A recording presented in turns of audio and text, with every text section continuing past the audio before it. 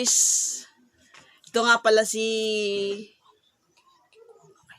Tito Joel, isa po sa nagpatingin kay Master na yung paa po kasi niya parang nagkaroon ng nabibiak-biak, nasusugat, tapos kapag naglakad siya, masakit, mahapdi kasi yung paa niya halos maubos ng mga biak-biak na naging sugat.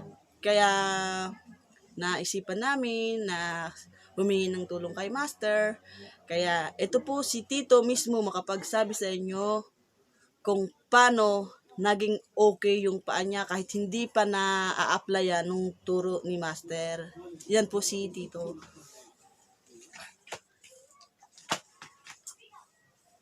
Hello po. Ito po ang patunay sa nangyari sa buhay ko.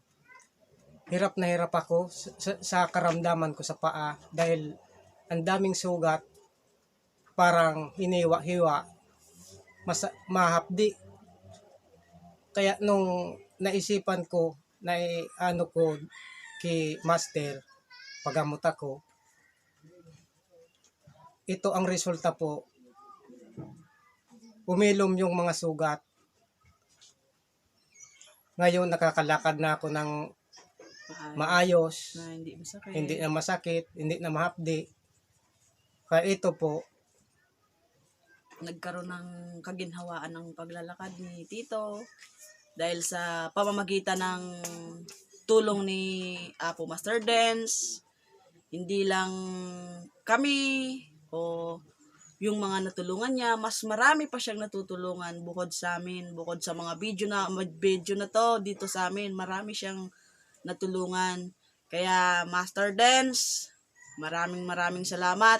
Ang video na to para sa'yo, para pasalamat namin sa mga tulong mo na kami natulungan mo, lalong-lalo na sa mga kamag-anak ko, sa mga kabarangay ko na kailangan ng tulong sa pamamagitan ng Panginoon. Isa ka sa instrumento na binigay niya para sa amin, para makatulong sa amin na nangangailangan ng yung tulong. Maraming salamat, Master. Lubos kaming nagpapasalamat. Apo Master Dance Idol, maraming salamat.